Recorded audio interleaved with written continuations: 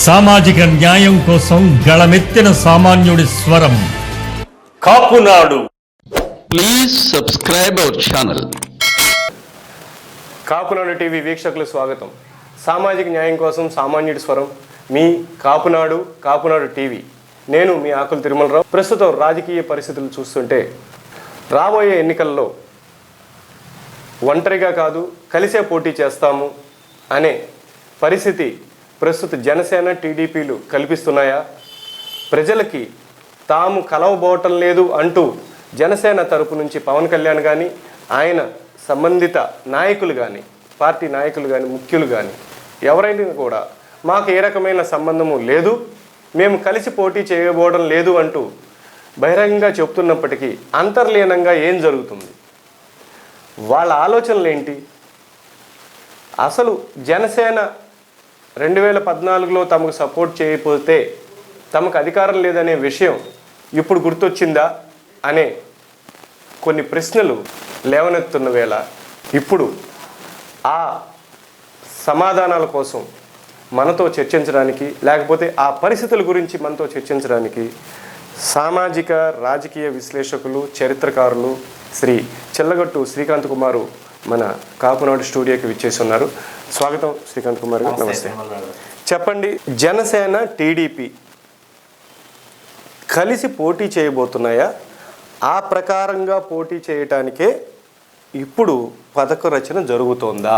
జనసేన శ్రేణులు కానీ జనసేన నాయకత్వం కానీ మేము పోటీకి సిద్ధంగా లేము, మేము పొత్తుకు సిద్ధంగా లేమని చెప్పి వాళ్ళు బాహాటంగా ప్రకటిస్తున్నప్పటికీ మీరు ఈ మధ్యకాలంలో చూస్తే తెలుగుదేశం పార్టీ జాతీయ అధ్యక్షులు మాజీ ముఖ్యమంత్రి వర్లైన నారా చంద్రబాబు నాయుడు గారు పవన్ గారు మీ సపోర్ట్ నాకు కావాలని చెప్పేసి ఆయన వ్యాఖ్యానించినటువంటి సందర్భాన్ని ఇక్కడ మనం గుర్తు చేసుకోవాల్సినటువంటి అవసరం ఉంది. ఎందుకంటే మీరు చంద్రబాబు నాయుడు గారి రాజకీయ ప్రస్థానాన్ని మీరు తరచి చూస్తే 99 కానీ అట్లాగే 2014 ఎన్నికలు కానీ ఈ 2 ఎన్నికల్లో కూడా ఆయన పొత్తులో భాగంగానే ఆయన అధికారంలోకి రావడం జరిగిందన్న విషయం మనం మర్చిపోకూడదు. 2 ఎన్నికలే కాదండి, అంతకుముందు జరిగిన మధ్యలో జరిగిన ఎన్నికల్లో కూడా పొత్తులోనే ఆయన ఎన్నికలకు వచ్చారు. అధికారంలోకి వచ్చినప్పుడు మాత్రం పొత్తులోనే ఆయన గెలుపు ఏక పార్టీగా ఎప్పుడూ విజయం సాధించలేని పరిస్థితి టీడీపీ. మొన్నటికి మొన్న తెలుగుదేశం పార్టీ 23 స్థానాలకు ఎప్పుడైతే కుదించుకుపోయిందో అక్కడ వాళ్ళకి ఏంటంటే ఆత్మావలోకనం బయలుదేరిన తర్వాత చాలా సామాజిక వర్గాలు అలాగే తెలుగుదేశం పార్టీతో కలిసి ప్రయాణం చేసినటువంటి కొన్ని సామాజిక వర్గాలు ఇవన్నీ కూడా ఏంటంటే కకావికలైపోయి తెలుగుదేశం పార్టీ మీద విశ్వసనీయతను కోల్పోయి పారిపోయినటువంటి సందర్భాలు మనకు రాజకీయ నేపథ్యం మొన్న ఎన్నికల్లో మనకు స్పష్టంగా కనిపించింది. దాన్ని ఆధారంగా చేసుకుని ఏంటంటే ఖచ్చితంగా ఈసారి ఆయన పొత్తు పెట్టుకోవడానికి వాళ్ళు అర్రులు చేస్తున్నారు, వాళ్ళు బలంగా అంగలు వేసుకుంటూ ముందుకు వస్తున్నారు అన్నది వాస్తవం. వాళ్ళు ఆ పొత్తు కూడా జనసేనతో పెట్టుకోవడానికి వాళ్ళు తహతహలాడుతున్నారు అన్నది నిర్వివాద అంశం. తెలుగుదేశం పార్టీ వాళ్ళు జనసేనతో పొత్తు పెట్టుకోవడానికి తహతహలాడుతున్నారు అన్నది నిర్వివాద అంశము. మరి జనసేన వాళ్ళు ఎందుకు దాన్ని ఖండిస్తూ వస్తున్నారు, లోపాయకారిగా ఉన్నారనే ఇంకొక డౌట్ కూడా వస్తుంది ప్రజల్లో. ఇక్కడ మొన్న మీకు 2019 ఎన్నికల్లో ఏమైందంటే 33 స్థానాల్లో తెలుగుదేశం పార్టీ ఓడిపోవడానికి జనసేన కారణమైంది. 33 నియోజకవర్గాల్లో తెలుగుదేశం పార్టీ చౌదెబ్బ తినడానికి జనసేన అభ్యర్థులు కారకులయ్యారు. జనసేన చీల్చిన ఓట్ల వల్ల వాళ్ళు స్పష్టంగా వాళ్ళు చీల్చింది తెలుగుదేశం పార్టీ ఓట్లను చీల్చడం వల్లే 33 స్థానాల్లో వైకాపా అభ్యర్థులు గెలిచి రావడం జరిగింది. శ్రీకాంత్ గారు ఇక్కడ ఒక మాట అడగండి. ఇప్పుడు మన ఒక పార్టీ నుంచి రెబల్గా వెళ్ళి పోటీ చేయటం అంటే అది చీలిక కింద వస్తుంది, చీల్చిన ఓట్లు వస్తాయి. మరి జనసేన తన సొంత ఓటింగ్ పొందిందని అనుకోవచ్చు కదా, చీల్చిందని ఎందుకు అనుకుంటున్నారు? మీరు ఆ డిఫరెన్స్ ని చీల్చినట్టు ఎట్లా చెప్తారు? సొంత ఓటింగ్ అంటే 6% ఓటింగ్ 6% ఓటింగ్ మీకు మొన్న స్పష్టంగా కనిపించింది. చిరంజీవి గారు పోటీ చేసినప్పుడు 18%, 79 లక్షల ఓట్లు, 18 స్థానాలు నేపథ్యం ఉంది. ఇక్కడ 6% ఓట్లని 6% ఓట్లు తెలుగుదేశం యొక్క జయాపజయాన్ని 33 స్థానాల్లో ప్రభావితం చేస్తే అలా ప్రభావితం చేసింది తప్పించేది చీలిక కాదు. ప్రభావితం చేస్తూ ఒక 10 స్థానాలు వైకాపా ఒక 10 స్థానాలలో ఓడిపోవడానికి జనసేన కారణమైంది. అంటే 43 స్థానాలు స్పష్టంగా కనిపిస్తున్నాయి అన్నమాట. 43 శాసనసభ నియోజకవర్గాల్లో జనసేన అభ్యర్థుల వల్ల 33 స్థానాల్లో తెలుగుదేశం పార్టీ వాళ్ళు 10 స్థానాల్లో వైకాపా అభ్యర్థులు ఓడిపోవడానికి జనసేన కారణమైంది. దీనిని దృష్టిలో పెట్టుకుని చంద్రబాబు నాయుడు గారు ఏంటంటే వచ్చే ఎన్నికలకి జనసేనతో పొత్తు పెట్టుకుంటే ఆ సామాజిక వర్గం ఓట్లు ఆ సామాజిక వర్గాన్ని విశ్వసనీయతతో చూస్తున్నటువంటి ఇంకా కొన్ని ఇతర సామాజిక వర్గాల ఓట్లు ఆయా నియోజకవర్గాల పరిధిలో అవన్నీ కూడా గంపగుత్తగా పొందొచ్చు.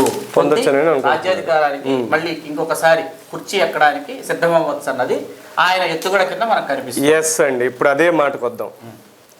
ఒక పక్కన జనసేన అనే మాట మన ప్రస్తుత ఆంధ్ర రాష్ట్రంలో కావచ్చు, లేకపోతే తెలుగు రాష్ట్రాల్లో కూడా ఈ ప్రచారం బాగా ఉంది. ఈ డిస్కషన్స్ ఏం జరుగుతుంది ఆంధ్రప్రదేశ్లో అని చెప్పి తెలంగాణ వాళ్ళు మాట్లాడుతున్నారు. మరి జనసేన అనే పరిస్థితి, జనసేన మెల్లమెల్లగా పెంచుకుంటూ వెళ్తున్న పరిస్థితిలో రేపు సపోజ్ మనం ఏమి ఊహాగానాలు వద్దులే కానివ్వండి, ఒక ఎగ్జామ్షన్కి వెళ్దాం. టీడీపీ జనసేన కలిసి పోటీ చేసిన తర్వాత ఈయన అంటే అక్కడ జనసేన అధినేత పవన్ కళ్యాణ్ గారు ఆయన అధికారాన్ని చంద్రబాబుకి అప్పగించడు అనే గ్యారంటీ మీద మీరేమంటారు? అంటే జనసేన ద్వితీయ శ్రేణి నాయకులు కానీ, జనసేన కార్యకర్తలు కానీ, జనసేన అభిమానులు కానీ ఏంటంటే పవన్ కళ్యాణ్ గారు ఆయన పొత్తు పెట్టుకొని పోటీ చేస్తారా? ఎవరితో అయినా కాదు, బీజేపీతో ప్రస్తుతానికి వాళ్ళు పొత్తులో ఉన్నారు. రేపు తెలుగుదేశంతో పొత్తు పెట్టుకుంటారని అనుకుందాం కాసేపు. ఎవరితో పొత్తు పెట్టుకున్నా కూడా పవన్ కళ్యాణ్ గారు ముఖ్యమంత్రి కావాలన్నది వాళ్ళ అభిలాష కింద మనకు కనిపిస్తుంది. జనసేన శ్రేణులు, ద్వితీయ శ్రేణి నాయకులు లేని పక్షంలో ప్రజల్లో కొంత శాతం అభిమానులు, ప్రజల్లో కొంత శాతం అంటే ఇంకొకరికి రాజ్యాధికారాన్ని అప్పచెప్పుదాము, ఇప్పటిదాకా వీళ్ళకి అప్పచెప్పాము, ఇప్పుడు ఈ రాజ్యాధికారాన్ని బదిలీ చేద్దాం అని చెప్పేసి ఒక వాదన అయితే తెలుగు నేల మీద మన ఆంధ్రప్రదేశ్ లో బయలుదేరిన మాట అయితే వాస్తవం. అయితే ఇక్కడ మీకు 50 స్థానాలు జనసేనకి ఇవ్వడానికి తెలుగుదేశం పార్టీ సిద్ధంగా ఉందని మన దగ్గర విశ్వసనీయ సమాచారం ఉంది. ఒక్క నిమిషం, దానికి మనం నెక్స్ట్ వెళ్దాం. నేను అడిగిన ప్రశ్నని ఇంకొంచెం ఆన్సర్ రావాలి. ఒకవేళ అధికార బదిలీ జరిగి ఈ కూటమికి సదరు జనసేన టీడీపీ అనుకుందాం వస్తే చంద్రబాబుకి అధికారం అప్పగించరు అనే దానికి మీ దగ్గర గ్యారంటీ ఏంటండి? చంద్రబాబు గారికి అధికారం అప్పచెప్పరు కాదు, చంద్రబాబు గారు అధికారాన్ని లాగేసుకుంటారు. ఆయన అఖిలేష్ యాదవ్ ని ఎట్లాగైతే ఆ రోజు ఉత్తరప్రదేశ్ పీఠం మీద కూర్చోబెట్టాడు ముఖ్యమంత్రిగా, అట్లా ఆయన లోకేష్ బాబు ముఖ్యమంత్రి పీఠం మీద కూర్చోబెట్టడానికి ఆయన ఉవ్విళ్ళు ఊరుతాడే కానీ ఆయన ఇంకొకరికి రాజ్యాధికారాన్ని అప్పచెప్పడానికి వాళ్ళ యొక్క మంత్రాంగంతో, వాళ్ళ యొక్క యంత్రాంగంతో, వాళ్ళ యొక్క ఆర్థిక వనరులతో వాళ్ళు ఏం చేస్తారంటే ఆఖరి నిమిషంలో పూర్తిగా ఎన్నికలు పూర్తయిపోయే సమయానికి ఏం చేస్తారంటే మా ఆర్థిక వనరులు, ఆ తర్వాత మా యొక్క పార్టీ క్యాడరు, మా కార్యకర్తలు వీళ్ళందరూ చాలా ఎక్కువగా ఉన్నారు, ఎక్కువగా కష్టపడ్డారు. గంపగుత్తగా మనకు అధికారం వచ్చింది కాబట్టి మేమే కుర్చీ ఎక్కడానికి అర్హులం అని చెప్పేసి మళ్ళీ చెప్తారు. అదే జరిగితే ఇప్పటి వరకు అన్ని రకాలుగా విసిగి వేసారిపోయిన కొన్ని కులాలు, అంటే ఒక వైసీపీకేమో రెడ్డి కులస్తులు, తెలుగుదేశానికి కమ్మ కులస్తులు, లేకపోతే ఎంతో కొంత సపోర్ట్ చేసే కాపు కులస్తులు జనసేనకి, మరి మిగిలిన ఇతర బీసీ కులాలు కూడా విసిగిపోయి ఉన్నాయి, విసిగి వేసారిపోయి. అటువంటి విసిగి వేసారిపోయిన టైంలో జగన్ గారు సంబంధించిన సామాజిక వర్గానికి చెందినటువంటి వాళ్ళకి రాజ్యాధికారం అంది వస్తే, మన సామాజిక వర్గానికి రాజ్యాధికారం అందితే, ఈ సామాజిక వర్గం రాజ్యాధికారాన్ని పొందితే ఇంత బలమైనటువంటి తెలుగు నేల మీద 20% పైచిలుకు జనాభా ఉన్నటువంటి ఈ సామాజిక వర్గం రాజ్యాధికారంలోకి వస్తే ఆ తరువాత మేము రాజ్యాధికారానికి మేము చేరువవచ్చని పీడిత తాడిత బడుగు బలహీన వర్గాల వాళ్ళ యొక్క ఆకాంక్ష మరి తలకిందులవుతుంది. అది తలకిందులవుతుంది. ఇక్కడ 75 స్థానాల కోసం జనసేన వాళ్ళు పట్టుపట్టు కూర్చున్నారని, 50 స్థానాలు ఇవ్వడానికి తెలుగుదేశం వారు సుముఖంగా ఉన్నారని, ముఖ్యమంత్రి ఎవరు అన్న దాని మీద చాలా తీవ్రమైనటువంటి చర్చ జరుగుతోందని చెప్పేసి దీనికి ఏ విధమైనటువంటి ముందడుగు అటు నుంచి కానీ ఇటు నుంచి కానీ ముందడుగు వేయకపోవడం వల్ల మనకు ఆంధ్రజ్యోతి దినపత్రికలో రాధాకృష్ణ గారు విషం చిమ్మటం కానీ మనం చూసాం. గత 10-15 రోజులుగా ఆంధ్రజ్యోతిలో రాధాకృష్ణ గారు చిమ్ముతున్నటువంటి విషం కావచ్చు, ఎట్లాంటి విషయం చిమ్ముతున్నారా సామాజిక వర్గం మీద కావచ్చు, లేకపోతే జనసేన పార్టీ మీద కావచ్చు, ప్రత్యేకించి పవన్ కళ్యాణ్ అంటే అసలు చెప్పక్కర్లేదు, మెగా ఫ్యామిలీ అన్నా సరే వాళ్ళ వ్యక్తిగత జీవితాల్లోకి వాళ్ళ కుటుంబాల్లోకి కూడా వెళ్ళిపోయి వాళ్ళు చేస్తున్నటువంటి విష ప్రచారం మనకు తెలుసు. ఇక్కడ ఇదంతా ఎందుకు చేస్తున్నారంటే మేము చెప్పినట్టు వినాలి, మా యొక్క కూటమికో లేకపోతే మా యొక్క పొత్తుకో ఒప్పుకొని మేము ఇచ్చిన స్థానాలు తీసుకొని మీరు పోటీ చేయాలన్నట్టు వాళ్ళ వైఖరి ఉందని మనకు కనిపిస్తుంది. దానికి వాళ్ళు ఏం చేస్తారంటే 33 స్థానాల్లో మనమే ఓడిపోవడానికి కారణం, 10 స్థానాల్లో వైకాపా ఓడిపోవడానికి కారణం, 43 50 స్థానాలు తీసుకోండి పోటీ చేయండి, 125 స్థానాల్లో మేము పోటీ చేస్తాం అన్నది వాళ్ళ వైపు నుంచి, తెలుగుదేశం వైపు నుంచి వచ్చినటువంటి. అంటే ఇప్పుడు మీరు చెప్పిన దాని ప్రకారం చూసుకుంటే బాంచన్ దొర అనే సంస్కృతికి ఇక్కడ మళ్ళీ ఇంకొక 5 ఏళ్ళు మిగిలిన కులాలందరూ కూడా ఉండవలసిందే అని అంటారు. అలా కాదండి, ఇక్కడ తిరుగుబాటు ధోరణి అనేది బయలుదేరాలి. ఇప్పుడు ఇక్కడ పవన్ కళ్యాణ్ గారికి ఆంధ్రప్రదేశ్లో ఉన్నటువంటి ఆయన సొంత సామాజిక వర్గం కావచ్చు, ఆయన పార్టీ కావచ్చు, ఆ సామాజిక వర్గాన్ని అనుసరిద్దాం అనుకుంటున్నటువంటి ఇతర సామాజిక వర్గాలు కానీ ఆయన ఒంటరిగా పోరుకు సిద్ధం కమ్మని చెప్తున్నాయి. ఏదైతే అదైంది. మొన్న మీరు దాదాపు 175 స్థానాల్లో 35 స్థానాలు మీరు సిపిఐ, సిపిఎం, బీఎస్పీలకి వదిలిపెట్టారు. సిపిఐ, సిపిఎం, బీఎస్పీ మీకు అంత బలంగాను, అద్భుతంగాను, అమోఘంగాను మీకు ఎక్కడ ఫలితాలు సాధించినటువంటి దృష్టాంతాలు కానీ మొన్న వాళ్ళ ఓట్ల శాతం కానీ మనకు చాలా దయనీయమైనటువంటి పరిస్థితుల్లో కనిపించింది. అట్లాంటిది ముందస్తుగా మీ దగ్గర నివేదికలు లేవా? ముందస్తుగా మీరు వాటికి సంబంధించినటువంటి కసరత్తులు మీరు చేయరా? 35 నియోజకవర్గాలు మీరు వదులుతున్నప్పుడు ఆ 35 నియోజకవర్గాల్లో సామాజిక సమీకరణాల పరిస్థితులు ఏంటని చెప్పి జనసేన పార్టీలో ఒక కోర్ కమిటీ దగ్గర లేకపోతే ఒక పొలిటికల్ యాక్షన్ కమిటీ దగ్గర వాళ్ళ దగ్గర స్పష్టమైనటువంటి పిఎస్సీ అంటారు, పొలిటికల్ అఫైర్స్ కమిటీ, ఇప్పుడు రాజకీయ దానికి చైర్మన్ మన నాదెళ్ల మనోహర్ గారు, వాళ్ళ దగ్గర స్పష్టమైనటువంటి అవగాహన, సామాజిక సమీకరణాలు చేయగలిగినటువంటి, ఆ ఎత్తుగడలు వేయగలిగినటువంటి వ్యూహకర్తలు, ఆ సామర్థ్యం అక్కడ ఉండాలి. అవి నాకు తెలిసి లేవన్నాయి. నాకు మొన్న ఎన్నికల్లో స్పష్టంగా వాళ్ళు నిరూపించుకున్నారు. ఎందుకు నిరూపించుకున్నారంటే గంపగుత్తగా మీకు భీమవరం గాజువాకలో సొంత కులం గంపగుత్తగా ఉన్న చోట సాక్షాత్తు పార్టీ అధ్యక్షుడు ఓడిపోవడానికి గల కారణాలు ఏంటన్నది వాడు ముందు విశ్లేషించుకోవాలి. ఆ విశ్లేషణ ఇప్పటిదాకా జరగకపోగా ఏ పార్టీ అయినా ఆ పార్టీకి నేను లాస్ట్ ఇంటర్వ్యూలో కూడా చెప్పాను, లాస్ట్ వీడియోస్లో కూడా నేను చెప్పాను కాపునాడు టీవీలో, ఏ పార్టీకైనా మేనిఫెస్టో అనేది ప్రాణం.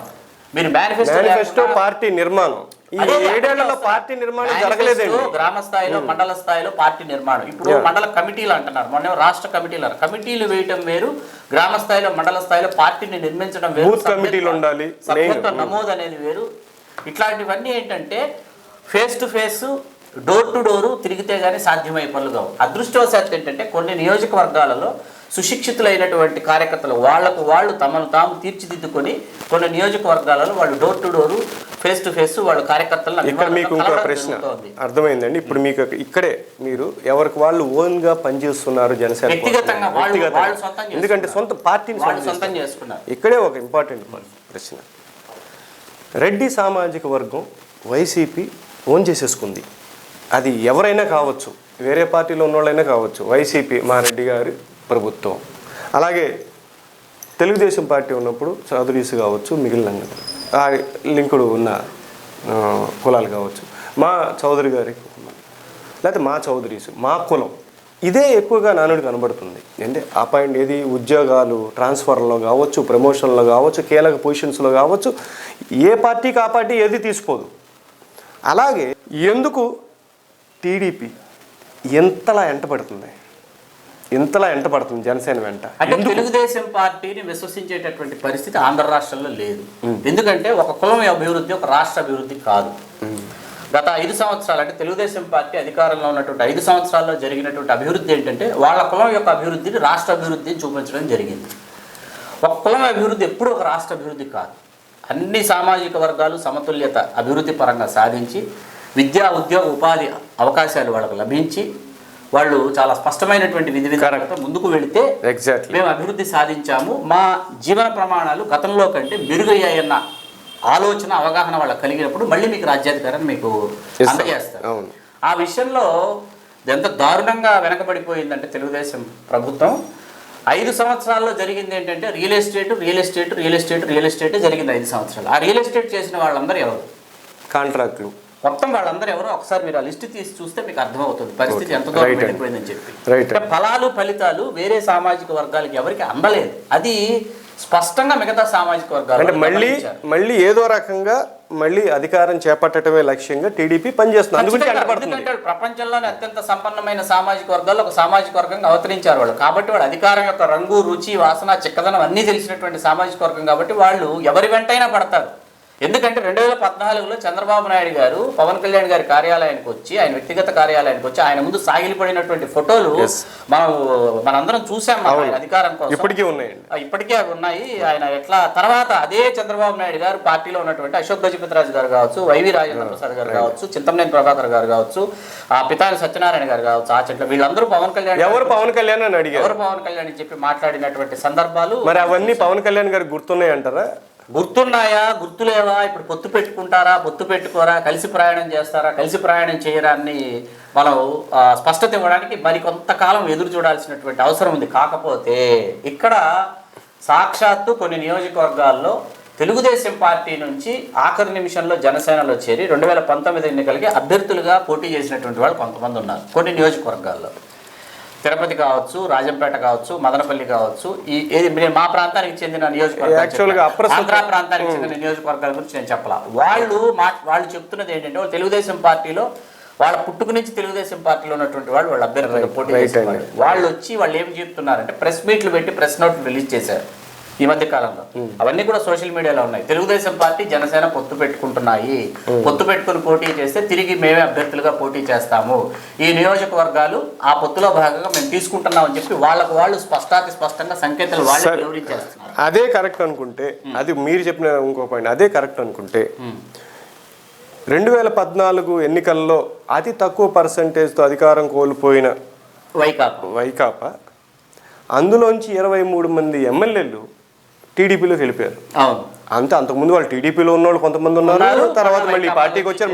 మళ్ళీ ఇప్పుడు అదే రిపీట్ అవ్వదని గ్యారంటీ ఏముంది? సపోజ్ గెలిచింది, జనసేన తరపున ఒక సీఎం అభ్యర్థి కూర్చున్నారు, మరి ఎమ్మెల్యేలు ఆయన ప్రమాణ స్వీకారానికి ముందో లేకపోతే తర్వాతో ఈ ఎమ్మెల్యేలు వెళ్ళడానికి గ్యారంటీ ఏముందండి? ఏమండి, విశ్వవిఖ్యాత నట సార్వభౌములు, ఆంధ్రుల ఆరాధ్య దైవంగా మన తెలుగు వాళ్ళందరి హృదయాలలో కొలువైనటువంటి నందమూరి తారక రామారావు గారినే పదవీచ్యుతుడిని చేసి ఆయన పార్టీనే లాగేసుకున్నటువంటి చంద్రబాబు నాయుడు గారికి జనసేన పవన్ కళ్యాణ్ గారు ఒక లెక్క కాదు. మీకు అర్థమవుతుందా? అర్థమైంది. అది అంతేనండి. వాళ్ళ అధికారాన్ని మీకు ఇస్తారనో లేకపోతే మీకు అధికారం వాళ్ళు పదవులు ఇస్తారండి. అధికారం ఎవరు? నేను చాలాసార్లు చెప్పాను, పదవులు ఇస్తారు, అధికారం ఎవరు? అదే అధికారం విషయమే మనం మాట్లాడదాము. అసలు జనసేన ఇంతకు ముందు కొన్ని సీట్లలో ప్రభావితం చూపించి మనం మాట్లాడుకున్నాం. ఇప్పుడు రాబోయే ఎన్నికల్లో సపోజ్ ఒక 2024 కావచ్చు, ఆ ఎన్నికల్లో ఇప్పటికే జనసేన చాలా ప్రాంతాల్లో కొంత పట్టు కోసం ప్రయత్నిస్తుంది. ఆ పరంగా అభివృద్ధి చెందుతుందని అనుకోవచ్చు మనం, ఎందుకంటే ఆ రిపోర్ట్స్ కూడా అలాగే ఉన్నాయి కాబట్టి. సో ఎన్ని సీట్లలో వాళ్ళు ప్రభావితం చూపించే అవకాశం ఉంది, లేదు ఎన్ని సీట్లలో గెలిచే అవకాశం ఉంది? 75 స్థానాలలో జనసేన పార్టీ 75 స్థానాలు కోరొచ్చు అని చెప్పేసి ఒక విశ్వసనీయ 75 గెలుస్తారని కోరుతున్నారా? గెలుస్తామని వాళ్ళు కోరుతున్నారు. 175లో 75 గెలవగలమన్నది వాళ్ళ దగ్గర ఉన్నటువంటి వాళ్ళకున్నటువంటి ఒక నమ్మిక. మేము గెలవగలము ఈ 75. అంటే నియోజకవర్గాల పునర్విభజన జరగకపోతే జరగదండి, అప్పటికి జరగదు. నియోజకవర్గాలు కొత్త 2026 వరకు జరిగే పరిస్థితి లేదు. 75 నియోజకవర్గాల్లో మేము ప్రభావవంతంగా మేము రాజకీయాలు చేయగలము, ఎన్నికలు నిర్వహించుకోగలము. 33 + 10 స్థానాలు, ఆల్రెడీ 43 స్థానాలలో అభ్యర్థుల యొక్క జయాపజయాలు మేము నిర్ణయించాం కాబట్టి మేము రేపు ఖచ్చితంగా మేము అంతిమ యుద్ధానికి మేము సిద్ధం కాగలమని చెప్పేసి వాళ్ళు సిద్ధమవుతున్న వేళ ఒక 50 నియోజకవర్గాలకి సుముఖంగా తెలుగుదేశం పార్టీ ఉంది. ఆ నియోజకవర్గాల జాబితా మీకు చదివి వినిపించమంటే నేను చదివి వినిపిస్తాను. చెప్పండి, కొన్ని చెప్పండి. చిత్తూరు జిల్లా తిరుపతి, మదనపల్లి, శ్రీకాళహస్తి, పొంగనూరు, చిత్తూరు. అనంతపురం జిల్లా అనంతపురం, కదిరి, పుట్టపర్తి, ధర్మవరం. కడప జిల్లా రాజంపేట, కడప, రైల్వే కోడూరు, ఎస్సీ, మైదుకూరు. కర్నూలు జిల్లా నంద్యాల, ఆళ్లగడ్డ, పాణ్యం లేక కర్నూలు. నెల్లూరు సిటీ, కావలి. ప్రకాశం జిల్లా ఒంగోలు, గిద్దలూరు, దర్శి, చీరాల. గుంటూరు జిల్లా పొన్నూరు, తెనాలి, వేమూరు, ఎస్సీ, పత్తిపాడు. గుంటూరు 1, 2లో ఏదైనా ఒకటి, మంగళగిరి, సత్తెనపల్లి. కృష్ణా జిల్లా కైకలూరు, బందరు, పెడన, అవనిగడ్డ. విజయవాడ 3 నియోజకవర్గాల్లో ఏదైనా ఒకటి, తిరువూరు, ఎస్సీ, గుడివాడ, మైలవరం. పశ్చిమ గోదావరి జిల్లా ఏలూరు, తాడేపల్లిగూడెం, తణుకు, నర్సాపురం, భీమవరం, పాలకొల్లు, ఆచంట, నిడదవోలు. తూర్పుగోదావరి జిల్లా Pithapuram, Kakinada rural, Amalapuram SC, P Gannavaram SC, Rajahmundry city, Rajahmundry rural, Kothapeta, Ramachandrapuram, Mummidivaram, Kakinada city, Pathipadu, Jaggampeta, Razole SC. అత్యధిక నియోజకవర్గాలు ఇక్కడే అడిగేవాడు. విశాఖపట్నం జిల్లా గాజువాక, యలమంచిలి, అనకాపల్లి. విశాఖ 4 నియోజకవర్గాల్లో ఏవైనా 2 నియోజకవర్గాలు. పాయకరావుపేట ఎస్సీ, అరకు ఎస్టీ లేక పాడేరు ఎస్టీ ఒక ఎస్టీ నియోజకవర్గం. భీమిలి, నర్సీపట్నం, మాడుగుల, చోడవరంలలో ఏదైనా ఒకటి. విజయనగరం జిల్లా విజయనగరం, గజపతి నగరం, బొబ్బిలి లేక శృంగవరపుకోట, నెల్లిమర్ల. శ్రీకాకుళం జిల్లా శ్రీకాకుళం, ఎచ్చర్ల, టెక్కలి లేక ఆమదాల వలస. ఇవి 75 నియోజకవర్గాల జాబితా. ఏంటండి చాలా ఇంపార్టెంట్ ప్లేస్ ఒకటి మర్చిపోయారు మీరు. ఏంటో అసలు పవన్ కళ్యాణ్ తన అన్ననే గెలిపించుకోలేకపోయాడు, ఈయన వచ్చి మాకు ప్రభుత్వ అధికారం ఇప్పించేది ఏంది అన్న దెందులూరు విషయాన్ని మీరు ఎందుకు యాడ్ చేయలేదు? వాళ్ళ దీనిలో లేదు. ఓకే, అంతేనంట. అక్కడ ఖచ్చితంగా చింతమనేని ప్రభాకర్ ఆ స్థానాన్ని వదులుకోడు. మీరు మర్చిపోతున్నాడు. పొత్తు పెట్టుకుంటే చింతమనేని ప్రభాకర్ ఎలా వదులుకుంటారండి ఆ స్థానాన్ని? ఏమో ఇంత జరిగిన తర్వాత ఆయన కూడా ప్రసిద్ధి తీసుకుని నా జనసేన అభ్యర్థిని. రాజకీయాల్లో శాశ్వత శత్రువులు శాశ్వత మిత్రులు ఉండరనేది ఎంత వాస్తవమో, రాజకీయాల్లో హత్యలు ఉండవు, ఆత్మహత్యలు ఉంటాయన్నది కూడా అంతే వాస్తవం. ఏం జరుగుతుంది అనేది అంటే మాజీ దెందులూరు ఎమ్మెల్యే గారిని పవన్ కళ్యాణ్ గారిని ఒకే ఫోటోలో చూడొచ్చు అనమాట, ఒకే ఫ్రేమ్. మేబీ. ఓకే ఓకే, సరే సార్. మీరు అన్నట్లు ఇన్ని సీట్లలో ప్రభావితం చూపిస్తుంది అంటే ఇప్పటి వరకు మీకు మీకు ముఖ్యమైన విషయం చెప్పాలి. 175 నియోజకవర్గాల్లో 35 నియోజకవర్గాలు సిపిఐ సిపిఎం బిఎస్పీలకు పోగా 140 నియోజకవర్గాల్లో పవన్ కళ్యాణ్ గారు పర్యటించింది 53 నియోజకవర్గాల్లో మాత్రమే ఆయన పర్యటించారు 2019 ఎన్నికల్లో. ఇది బాగా మీరు గుర్తుపెట్టుకోండి. ఒక సీటే కదండి వచ్చింది. 53 నియోజకవర్గాల్లో మాత్రమే పర్యటించారు. అదే సార్, అయినప్పటికీ ఒక సీటే. రాజ్యం వీరభోజ్యం అండి. మీరు అన్ని నియోజకవర్గాలు కాలికి బలపాలు కట్టుకొని తిరగాలి, అన్ని ప్రాంతాల్లో సామాజిక సమీకరణాలు మీరు చెయ్యాలి, అన్ని ప్రాంతాల్లో ఉన్నటువంటి సామాజిక ఆర్థిక రాజకీయ సాంస్కృతిక మూలాల్లోకి మీరు వెళ్ళిపోతేనే రాజ్యాధికారం సాధ్యం. ఇప్పుడు అంటే ఆ ప్రకారంగా చూసుకున్నా సరే పర్ఫెక్ట్ ప్లానింగ్ అనేది లేదనేది అక్కడ కళ్ళ ముందు కనబడుతుంది. ఖచ్చితంగా పర్ఫెక్ట్ ప్లానింగ్ లేదు. ఎందుకంటే ఒక అధినేత ఉన్న 175 నియోజకవర్గాలు కూడా పర్యటించలేదు అంటే అవును, ఇట్ షోస్ రైట్.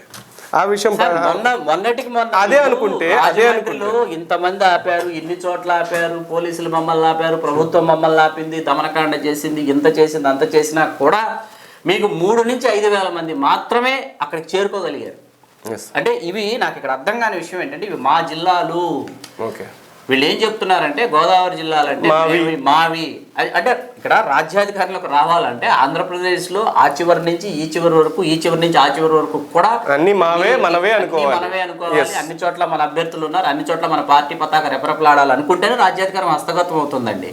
ఇక్కడ మా జిల్లా అనుకున్న చోట 3 నుంచి 5 వేల మంది మీరు రికార్డెడ్గా మీరు ఎవిడెన్సెస్ ఆ ఫోటోగ్రాఫ్స్ మీరు తీసి చూస్తే 3 to 5,000 వాళ్ళు దానికి చెప్పే సమాధానం ఏంటంటే మమ్మల్ని అక్కడికి రానివ్వలేదు కాబట్టి మేము అంతకు మించి అక్కడికి రాలేకపోయామన్నది వాళ్ళ వైపు నుంచి వస్తున్నటువంటి. ఉప్పెల్లా జనాలు కదిలితే ఏ పోలీస్ మాత్రం ఏమీ చేయలేరండి, ఏ అధికారులు ఏమీ చేయలేరు, ఎవరు అడ్డుకోలేరు. ఇక్కడ ఏంటంటే అది మీకు ఓన్ చేసుకోవాలి. ఇక్కడ ఓన్ చేసుకోవాలంటే ఎవరు ఓన్ చేసుకోవాలంటే చాలాసార్లు నేను చెప్పాను ఒకే ఒక్కడి సినిమాలో డైలాగు అదేనండి, మీకు ఓన్ చేసుకోవాలన్న దగ్గరే నేను ఆ మాట అడిగింది మిమ్మల్ని. ఓన్ చేసుకోవాలి, కార్యకర్తలు ఓన్ చేసుకోవాలి, తర్వాత మిమ్మల్ని విశ్వసించే మిగతా సామాజిక వర్గాలు మిమ్మల్ని ఎందుకు నమ్మాలి అన్నది ఇవన్నీ కూడా లింక్డ్. అసలు ఈ విషయాలపై కూడా ఆయన దగ్గర నుంచి ఒక స్పష్టమైన ప్రకటన ఇప్పుడు వరకు రాలేదు. చుట్టూ ఉన్నటువంటి వాతావరణం కానీ చుట్టూ ఉన్నటువంటి వాళ్ళకి అంత విజ్ఞానం ఉంటే ఇవన్నీ జరగవండి. మీకు మంత్రి ప్రధానులు అనేవాళ్ళు చాలా మీకు ముఖ్యమైనటువంటి పాత్ర పోషించాలి. మంత్రి ప్రధానులు ఎప్పుడైతే మీకు మిడిమిడి జ్ఞానము లేకపోతే మంత్రి ప్రధానుల దగ్గర ఉన్నటువంటి సమాచారము సరైనది కాకపోతే అంటే first class information, first hand information మీ దగ్గర లేకపోతే ఏమవుతుందంటే మీరు డిపెండబుల్ పర్సనాలిటీస్ అయిపోతారు. ఈ డిపెండబుల్ పర్సనాలిటీస్ ఏంటంటే ఒక పార్టీలో నుంచి మీకు మీ పార్టీలో పలానా వాడిని క్యాండిడేట్ని పెట్టండి, మీ పార్టీలో పలానా క్యాస్ట్ వాడికి సీట్ ఇవ్వడని అవతల పార్టీలో నుంచి మీకు ఇన్ఫో వస్తుంటే లేకపోతే అవతల పార్టీలో వాళ్ళ దగ్గర నుంచి మీకు ఏమంటారు స్పష్టమైనటువంటి సంకేతాలు మీకు అందుతుంటే మీరు ఆలోచించడం మానేస్తారు. మీరు నా పాయింట్ అర్థమవుతారు. ఇక్కడ ఒక మీకు ఇందాక నేను చెప్పినట్టు ముందస్తుగా మనల్ని మానసికంగా చంద్రబాబు గారు పవన్ కళ్యాణ్ గారు ప్రిపేర్ చేస్తున్నారు. చంద్రబాబు గారు పవన్ నీ సాయం నాకు కావాలి, పవన్ నీ బలం నాకు అదే అడగబోతున్నాను అని చెప్పి ఆయన రోజు ఆయన స్టేట్మెంట్ ఇస్తున్నారు. ఈయన నాదెండ్ల మనోహర్ గారు ఇవాళ కూడా మేము తెలుగుదేశంతో మేము పొత్తు పెట్టుకోవటం లేదు ఆయన అంటారు. పవన్ కళ్యాణ్ గారు వెంటనే తెలుగుదేశం మాట వాడటం లేదండి. పవన్ కళ్యాణ్ గారు ఏకంగా ఏంటంటే కమ్మవాళ్ళని ఎవరు ఏమనద్దు, కమ్మవాళ్ళ కన్నీళ్ళు వస్తే నాకు కన్నీళ్ళు వస్తాయి, కమ్మవాళ్ళకి నేను కోట కడతాను, కవచంలా నిల్చుంటానని చెప్పేసి ఆయన అసలు ఆ స్టేట్మెంట్లు ఆయన ఎందుకు ఇస్తున్నారు నాకు అర్థం కావటం లేదు. ఇక్కడ కొన్ని స్టేట్మెంట్లు చాలా విచిత్రంగా అనిపిస్తున్నాయి జనాలకు కూడా. ఎందుకంటే ఎవరు పవన్ కళ్యాణ్కి అభిమానించే వాళ్ళు ఎవరు కూడా వ్యతిరేకంగా ఏమీ మాట్లాడరు, కానీ ఆయన స్టేట్మెంట్లు అభిమానులు కూడా తికమక చేస్తున్నాయి. మీరు ఆయన ఎక్కడికి వెళ్ళినా ఈ కులపోలని ఏమనొద్దు, ఈ కులం నాది, లేకపోతే ఇప్పుడు కమ్మ కులం ఏమనొద్దు, నాకు కన్నీళ్ళు వస్తాయి అంటే ఏంటండి? మరి అదే మాట నీ సొంత కాపు కులం గురించి ఎక్కడ ఏం మాట్లాడారు కదా మన రాజమండ్రిలో మొట్టమొదటిసారి కులం ఎప్పుడైతే అది కూడా చెప్పండి ఎప్పుడైతే ప్రాధాన్యతని సంతరించుకుందో, కులం ఎప్పుడైతే ఒక ఏకతాటి మీదకి రావాలి, ఒక సామూహిక గొంతుకగా మారాలి, అయితే ఆ పార్టీ కాకపోతే ఈ పార్టీని ఇంతకాలం పల్లకి మోసింది చాలు, ఒక స్వతంత్రమైనటువంటి భావజాలంతో ముందుకు రావాలి అని కులం ఎప్పుడైతే చాలా సీరియస్గా కులంలో ఉన్నటువంటి think tankers all over universe ఉన్నటువంటి పర్సనాలిటీస్, సంఘంలో పనిచేసినటువంటి నాయకులు కావచ్చు, ఉద్యమాల్లో పనిచేసినటువంటి నాయకులు కావచ్చు, ఇతరత్ర సంఘాల్లో ఉన్నటువంటి నాయకులు కావచ్చు, వీళ్ళందరూ ఏకతాటి మీదకి రావాలి అనే ఆలోచన ధోరణిలోకి వచ్చిన తర్వాత కులం యొక్క ప్రాధాన్యత అర్థమైంది ఆయనకి. అర్థమైన తర్వాత రాజమండ్రిలో ఆ మాటని ఆయన జరిగింది, కానీ బహిరంగంగా వాడాల్సినటువంటి మాట కాదు. ఎస్, అదే మైనస్ పాయింట్ ఏంటండి. అలా మాట్లాడటానికి కూడా ప్రేరేపితుడై మాట్లాడారు, ఎవరో ప్రేరేపించారు కాబట్టి మాట్లాడారు అనేది కూడా వచ్చిందండి. వైకాపాలో 27 మంది శాసనసభ్యులు ఉన్నారు సార్. ఈ సామాజిక వర్గానికి చెందిన వాళ్ళు 27 మంది శాసనసభ్యులు, చాలా బలమైనటువంటి శాసనసభ్యులు, చాలా రాజకీయ నేపథ్యం ఉన్నటువంటి శాసనసభ్యులు 27 మంది ఉన్నారు. 3 లోక్సభ సభ్యులు ఉన్నారు. ఎమ్మెల్సీలు మీకు రామచంద్రయ్య గారు ఎమ్మెల్సీ అయ్యారు, తోట త్రిమూర్తులు గారు ఎమ్మెల్సీ అయ్యారు, రేపు ఉమారెడ్డి వెంకటేశ్వర గారిని కొనసాగిస్తున్నారు, ఆమంచి కృష్ణమోహన్ గారికి ఎమ్మెల్సీ ఇవ్వబోతున్నారు. తర్వాత ఏంటంటే ఇటీవలి కాలంలో మీకు ఆగ్రోస్ చైర్మన్ కానివ్వండి, అహూడా చైర్మన్ కానివ్వండి, ఇట్లా మీకు నెంబర్ ఆఫ్ నామినేటెడ్ పోస్టుల్లో కాపు కార్పొరేషన్ అనేది డైరెక్ట్లీ అది community corporation, it's different. So many corporations, so many nominated పోస్టుల్లో ఏంటంటే ఈ సామాజిక వర్గానికి చెందిన వాళ్ళు చాలా ప్రముఖమైనటువంటి పాత్ర పోషిస్తూ వాళ్ళు ముందుకు రావడం జరిగింది. ఇక్కడ ఏంటంటే ఇది స్పష్టమైనటువంటి వైఖరి ఏంటంటే, ఇక్కడ ఈ సామాజిక వర్గానికి దీనిని విడదీయాలంటే, విభజించాలంటే ఏం చేయాలన్నది ఒక డైరెక్టోరియల్ స్క్రిప్ట్ మీకు అందితే కానీ, మీరు కమ్యూనిటీని మీరు స్ప్లిట్ చేయాలనుకుంటే కానీ మీరు ఆ మాట వాడరు. ఇక్కడ రాజకీయాలు అంటే ఎట్లా ఉంటాయంటే, నేను ఏ రాజకీయ పార్టీకి చెందినటువంటి వాడిని కాదు, ఇది నేను మళ్ళీ స్పష్టం చేస్తున్నాను, ఏ రాజకీయ పార్టీకి చెందినటువంటి వాడిని కాదు. నా స్టాండ్ ఎప్పుడు విశ్లేషకులు కదండి, నా స్టాండ్ ఎప్పుడు community stand. As a socio political అనలిస్ట్గా నా కమ్యూనిటీ స్టాండ్. నేను చెప్పదలుచుకున్నది ఏంటంటే, మాకు తెలుగుదేశంలోనూ స్థానాలు కావాలి, వైకాపాలోనూ స్థానాలు కావాలి, జనసేనలోనూ మాకు స్థానాలు కావాలి. అలా మీకు అన్ని పార్టీల్లో, రేపు కాంగ్రెస్ అయినా, బీఎస్పీ అయినా, సిపిఐ అయినా, సిపిఎం అయినా, ఏ పార్టీలో అయినా ఇవి మా నియోజకవర్గాలు అనుకున్న చోట, ఈ నియోజకవర్గాల్లో మేము ప్రభావవంతమైన పాత్ర మేము పోషించగలం అనుకున్న చోట ఆయా పార్టీలు మా కులానికి ఇచ్చి తీరాలని పోరాడేటటువంటి గొంతుకు ఎప్పుడు మారి. ఇక్కడ ఒక చిన్న ప్రశ్న అండి, యాక్చువల్గా అది అడగదలుచుకోలేదు కానీ ఇప్పుడు మీరు ఒక మాట అన్నారు కాబట్టి, కాంగ్రెస్ ప్రస్తావన తీశారు కాబట్టి చెప్తున్నాను. ఇటీవల చింతా మోహన్ గారు, మాజీ ఎంపీ, ఆయన ప్రెస్ మీట్ పెట్టి కాపులు ఎందుకు సీఎం కాకూడదు అని చెప్పి బాగా బల్లగుద్ది మరి మాట్లాడారు. ఏనండి, కాంగ్రెస్ తరపున ఏ రకంగా ఆయన ఏ బలం చూసుకుని నేను కాపుల్ని సీఎం చేయడానికి నేను మా హైకమాండ్తో మాట్లాడతాను, అసలు వాళ్ళకి పార్టీ ఉందా లేదా అనే క్వశ్చన్ ఏ బలం చూసుకుని ఆయన మాట్లాడుతున్నారండి? ఈనాడు చింతామోహన్ గారు మాట్లాడుతున్నారు. గతంలో చింతామోహన్ గారు గెలిచింది తిరుపతి ఎంపీ సెగ్మెంట్లో బలిజల యొక్క గంపగొత్తగా బలిజల ఓట్లతో ఆయన పలుమార్లు గెలిచి కేంద్ర మంత్రిగా వెలిగిన వెలుగు మనకు తెలుసు. ఆయా సందర్భాల్లో ఆయన కాంగ్రెస్ పార్టీలో ఉన్న రెడ్డి ముఖ్యమంత్రులతో ఆయన భుజం కలిపి తిరిగారు తప్ప, మన వాళ్ళకి ముఖ్యమంత్రి అవ్వడానికి అవకాశం వచ్చిన రోజు ఏ రోజు ఆయన మన గొంతుకు ఢిల్లీలో వినిపించలేదు, తిరుపతిలో వినిపించలేదు, ఆంధ్రప్రదేశ్లో వినిపించలేదు. మరి ఎందుకు ఇంత ఆకస్మిక ప్రేమ? ఈ గోడ మీద పిల్లి వాట మీద ఆకస్మిక ప్రేమ అంటే రేపు ఏదో విధంగా ఈ కులం యొక్క ఇది పట్టుకొని గోదావరి ఇదాలని చెప్పి, అంతకు మించి ఇంకేమీ లేదు. చింతామోహన్ గారి యుగం ముగిసిపోయిందండి, అది మనకు రూల్డ్ అవుట్. ఆ టాపిక్ అసలు ఆయన గురించి డిస్కషన్ అవ్వాలి. సరేనండి, ఒక ఇంపార్టెంట్ క్వశ్చన్ అడిగే ముందు ఒక చిన్న ప్రశ్న, ఒక 1 లైన్ 2 లైన్లో చెప్పేసేయండి. షూర్. చంద్రబాబు గారు 2014లో ఎగబడి వెళ్ళి మాట్లాడుకున్నారు, ఒకటి చేశారు, అన్ని బాగానే ఉంది. మళ్ళీ అదే పరిస్థితిలో బాబు పవన్ రా అంటే మరి టీడీపీ క్యాడర్ ఇప్పుడు ఏం మాట్లాడుతుంది? ఈ బెగ్గింగ్ గురించి ఏం మాట్లాడుతుంది? వాళ్ళు మాట్లాడాలని ఎదురు చూస్తారు. ఇప్పుడు ఎవరు మాట్లాడరే? చంద్రబాబు నాయుడు కావాలి, చంద్రబాబు గారికి ఇప్పుడు పవన్ కళ్యాణ్ గారు కావాలి, జనసేన కావాలి, ఈ కులం కావాలి, ఈ కులం ఓట్లు కావాలి. కానీ ఆయన పదవులు ఇస్తారు కానీ అధికారం ఎవరని ఇందాక చెప్పా. అట్లాగే నేను చంద్రబాబు నాయుడు గారికి స్పష్టంగా వేస్తున్నటువంటి ప్రశ్న, అట్లాగే పవన్ కళ్యాణ్ గారికి కూడా స్పష్టంగా వేస్తున్నటువంటి ప్రశ్న ఏంటంటే, ముందు తెలుగుదేశం పార్టీ వాళ్ళ స్థానాలు ఖరారు చేస్తారా మీరు పొత్తు పెట్టుకుంటే, లేకపోతే జనసేన స్థానాలు ఖరారు చేస్తారు? అదే అడగబోతున్నాను, మీరే చెప్పేసి. జనసేన స్థానాలు ఖరారు చేస్తారు. ఎందుకు ఈ మాట అన్నారంటే, మీరు విజయవాడ ఎంపీ ఎవరికి ఇస్తారు? వాళ్ళు మాట్లాడుతుంటే బందరు తీసుకోండి, బందరు కాకినాడ మీరు ఇవ్వడం ఏంటండి, మాకు అర్థం కావట్లా. శాసించినటువంటి స్థానాలు రాజంపేట పరిస్థితి చెప్పండి, నంద్యాల పరిస్థితి చెప్పండి, అనంతపురం పరిస్థితి చెప్పండి, నరసరావుపేట చెప్పండి, గుంటూరు చెప్పండి, విశాఖపట్నం పరిస్థితి ఎంపీ పరిస్థితి చెప్పండి అంటే వాళ్ళు ఏలూరు ఎంపీ పరిస్థితి చెప్పండి, ఏలూరు ఎంపీ సెగ్మెంట్ గురించి మాట్లాడమంటే వాళ్ళు తెలుగుదేశం పార్టీ అంటే ముందు వాళ్ళ స్థానాల్ని వాళ్ళు ఖరారు చేసుకుంటారు. వాళ్ళు ఏ త్యాగాలు వాళ్ళు చెయ్యరు. ఈ స్థానాల్లో విశాఖ తీసుకుంటే, అనకాపల్లి తీసుకున్నా, ఆ తర్వాత మీరు కాకినాడ, రాజమండ్రి, ఏలూరు ఈ స్థానాలు, అమలాపురం ఎస్సీ రిజర్వ్డ్ అండి, ఎస్సీ ఎస్టీ రిజర్వ్డ్ పోతే మీకు నర్సాపురం, ఈ స్థానాలన్నీ ఉన్నాయి. ఈ స్థానాలన్నీ కూడా విజయవాడ ఎంపీ సెగ్మెంట్తో సహా మీరు ఎప్పుడు వీళ్ళు రాజమండ్రి వీళ్ళే, ఏలూరు వీళ్ళే, విజయవాడ వీళ్ళే, గుంటూరు వీళ్ళే, నరసరావుపేట వీళ్ళే, ఒంగోలు వీళ్ళే, తర్వాత వచ్చి మీకు పైన వైజాగ్, ఇన్ని సీట్లు. ఈ స్థానాలన్నీ కూడా నేను ఇంకా ఖమ్మం ఆ స్థానాల గురించి మాట్లాడటం లేదండి, రాష్ట్రం విడిపోయింది. స్థానాలన్నింటిలో కూడా కమ్మ కులస్తులే పోటీ చేస్తూ అక్కడ ఉన్నటువంటి ఇక్కడ నా ఆవేదన ఏంటంటే, సరే మన సామాజిక వర్గం కాసేపు పక్కన పెడదాం, మన తర్వాత వెనుకబడిన తరగతులు గంపగుత్తగా ఉన్నారు ఆయా లోక్సభ సెగ్మెంట్స్ లో, వాళ్ళకి అవకాశాలు